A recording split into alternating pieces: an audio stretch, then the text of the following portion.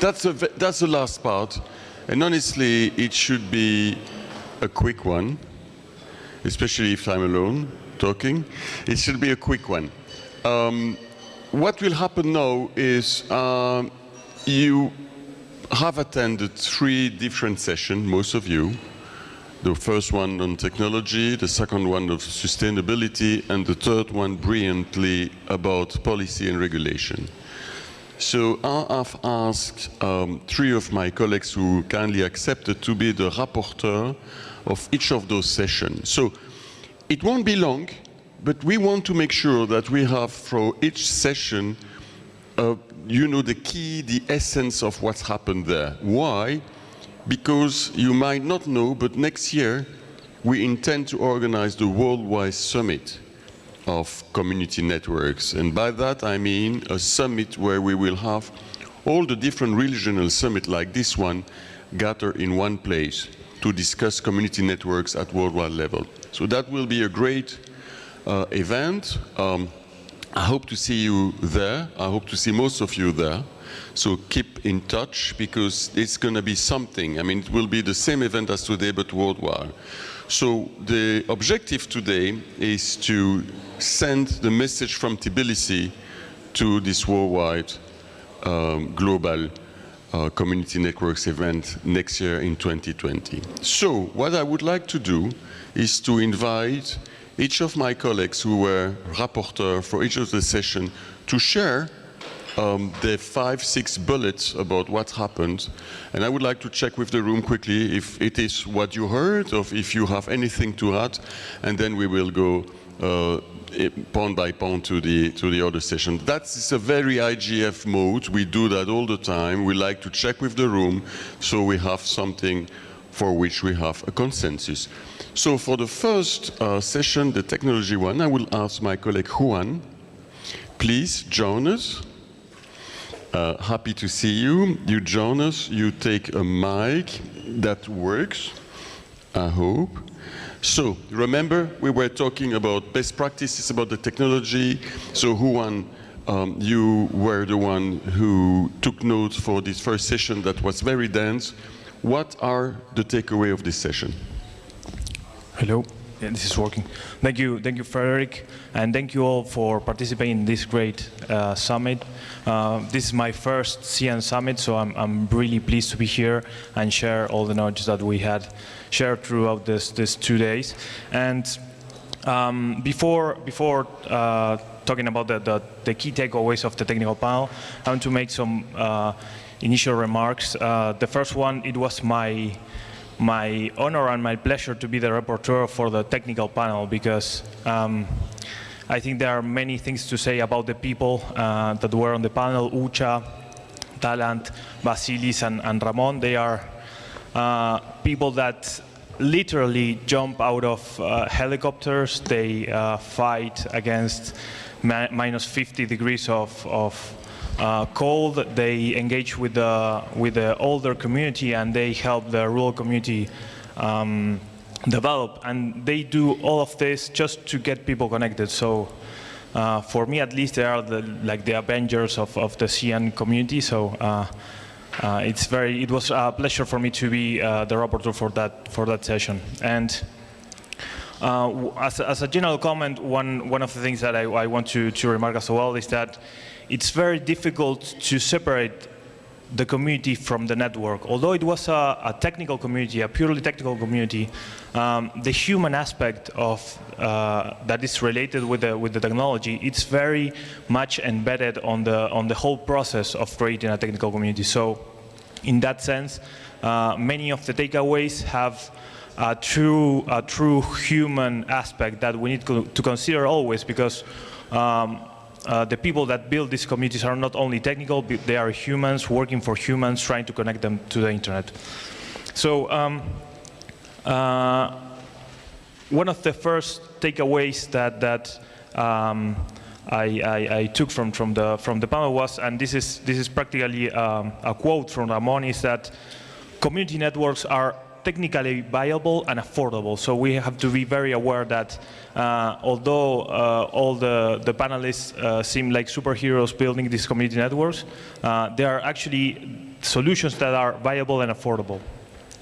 A second takeaway is that collaboration is key. And this is a broad concept of collaboration, and we heard that throughout the other panels as well. And I'm sure that Ceren and Naveed are going to talk about as well. But collaboration on the technical aspect with the community, with the local community, with the technical community, the broader technical community, and with the local and the central government. A third key takeaway that I personally thought it was very important is the sustainability of the networks on technical terms.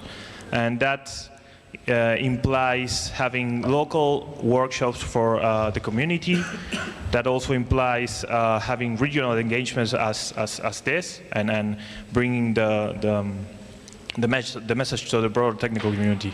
The fourth takeaway is that although many CNs look similar, no size fits all. So we have to be technically prepared to consider different local environments, and that will define our solutions as builders of community networks.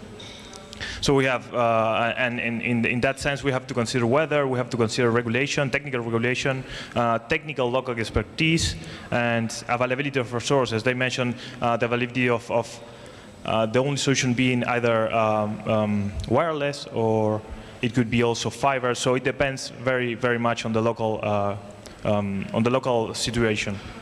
And at least for me, the final and I think most important takeaway is that we need to engage among the CN peers and among the people that build CNs on a technical and other levels as well, because the CN community is very friendly. Everyone wants to help each other, and I think especially on the technical side, we need to try to reach out to every CN in the world and try to share this knowledge that we are and on how we build this community. So these are my takeaways. Thank you very much, Juan. Thank you very much. That is brilliant.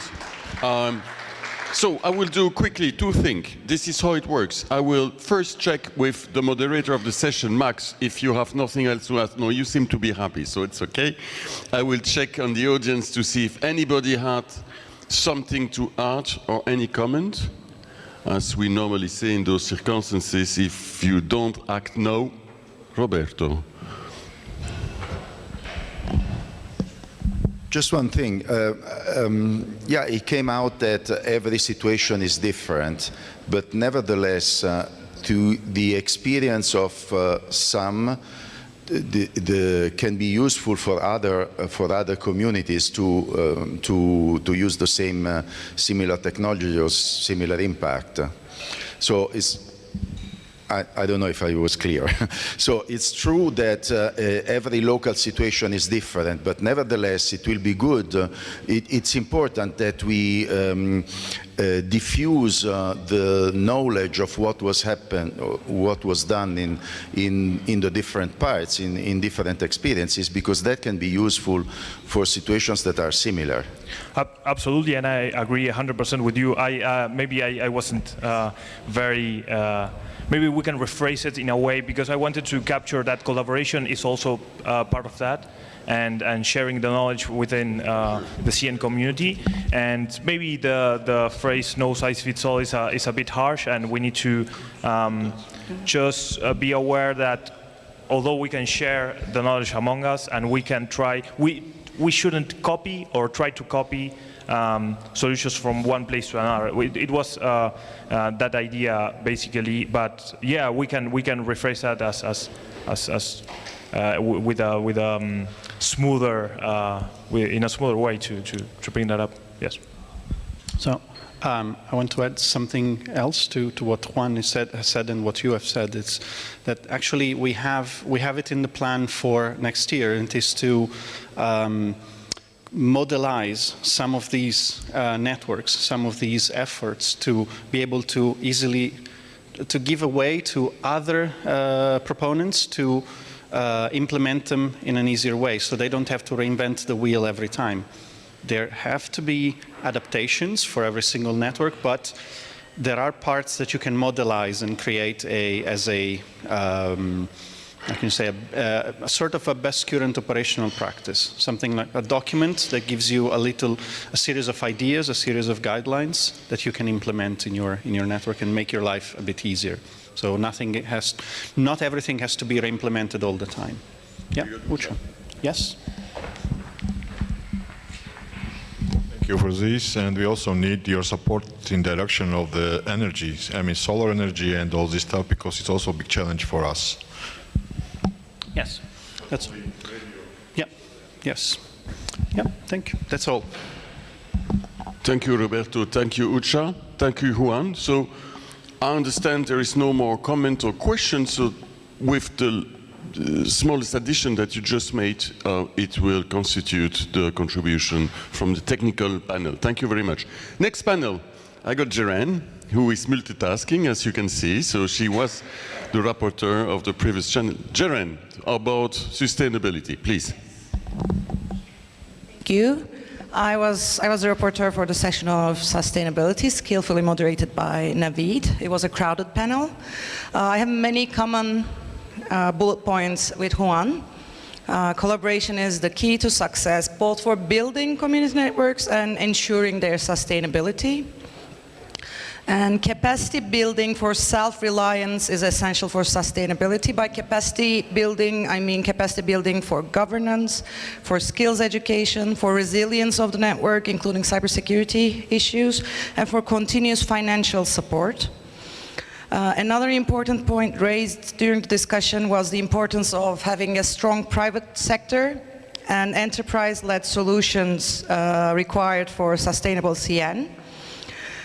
Another point is, again, common with the technical session, information and data sharing between CNs is crucial. This applies both for social impact, information on social impact, information on financial impact, the metrics, and use stories.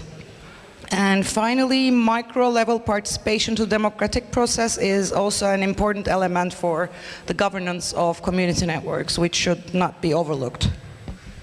Thank you, Ceren. I'm looking at you, Naveed. Nothing to add. You happy with this? Perfect. Looking at the audience. Anybody? Any comment? Again, if you don't speak now, you remain silent eternally. Thank you for this. That will be the contribution. Thank you very much, Ceren.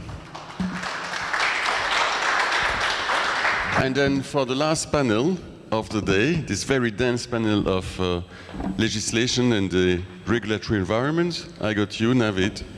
And thank you to report. Thanks, Frédéric. First of all, thank you again to the panelists for this important discussion on policy and regulatory framework. We had different dimensions during the 90 minutes. But one thing that I could say as a general comment is that we have technology, we saw it, we heard it during the first panel. We do have investment and funding opportunities, and we did hear from donors and development agencies that they are interested. Now what is left is the role of the government to have some innovative policy and regulatory framework, because unless or until you move out of the traditional telecommunication regulatory frameworks and come up with some new innovative ways to support such kind of initiatives like community networks, we would not be able to achieve the universal access goals. So that's a general comment that I want to say. From the discussion, and follow Georgian government, by the way, if you want to see how government can actually come into such kind of initiative and support, not only from the regulatory perspective, but also provide funding. There were 4 key sub-items under the regulatory and policy support that were discussed. The first one was the licensing regime. It was shared that for small networks like community network, perhaps the regulators have to either introduce a new licensing regime, which could be like in Mexico, we have the social purpose licensing regime introduced by the regulator, or they can provide this authorization which allows any small operator or community to set up their own network, so they don't have to go through the whole cumbersome licensing processes which are in place. The second discussion that we had was on spectrum. That we know spectrum is a scarce resource. A lot of the governments actually take it as a cash cow as well. If we see the spectrum auctioning happening in different parts of the world, especially on the mobile spectrum, they are huge. They bring billions of dollars into the government. But at the same time, the government has to realize that there is a huge chunk of spectrum which is not used. Most of them come under the broadcasting spectrum, and then there are other spectrum ranges available as well, which could be very useful and can be used to deploy such connectivity solutions. So that's another intervention or policy and regulatory support that the government maybe have to look into. The third discussion was on universal service obligations. Now we know that government collects fund from the operators as part of their annual revenue, which is the universal service obligation. There's a huge amount of universal service funds available in different parts of the world, let alone only in Africa we have 160 million US dollars, which is there and which is not used. Now we also understand that a lot of the governments or regulators perhaps still have to have some capacity on how they use the universal service fund. So that's also a very important aspect where policy and regulatory interventions can help to support community networks and last mile connectivity solutions so we can connect the unconnected. The last but not the least was about the infrastructure sharing. That if the infrastructure sharing is promoted in a way that, again, a pipeline which is going through, like Talan said, from one place to other, and if you can just allow that small community to use some of that infrastructure for their own good, that can also help to reduce this access gap in a lot of the places. This dig one policy, I know there are a lot of countries who have introduced this, that you dig it for once and then you don't dig the roads again and again. It was also something that was part of the discussion from this panel. And that is all. Thank you, Naveed. I'm looking at Ceren. She says it's okay. I'm looking at the audience. Anybody want to add? Thank you. You got your contribution to the Worldwide Summit. Thank you, Naveed. So,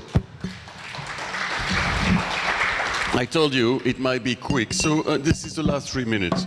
Those are the minutes normally when someone needs, because it's important to thank a lot of people in this room, and I will do that. Maybe not by name, but you know who you are. There have been a lot of work behind this summit.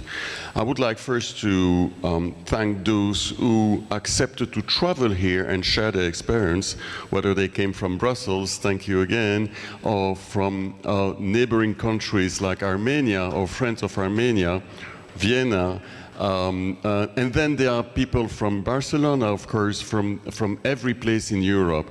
I'm trying to define who wins the longest trip to come here, whether it's you from Kyrgyzstan, or whether it's from Philippines, or maybe you, Jane, from US, and finally you, Naveed, from Pakistan. Google Maps should help us to define who made the longest trip. Normally there is always a drink for the longest trip. But also the shortest trips, my friends of Georgia who accepted to be here with us, of course the Georgian government, also the people who helped making this happening. Really big applause for you, Katya, in your cabin, who really made a great job for the last 2 days. Thank you very much. This is a translator. The organization has been superb, as usual when we do something in Tbilisi. But all of this, and I know he will hate me in a second, all of this was possible because we all have our personal hero. When it's about community network, this guy has a name. This is you, Ucha. I'm sorry, I know you hate this, but I want a great applause for you. And we have, as you know, we have the guy in action, so we will offer that to you officially. I will ask the team to sign, the team of ISOC, as a recognition to you. We will all sign this in a few seconds. So I believe, I hope, I haven't forgot, I'm checking rapidly, I haven't forgotten anybody. Of course, the wonderful team of ISOC, that would be great. You know who you are.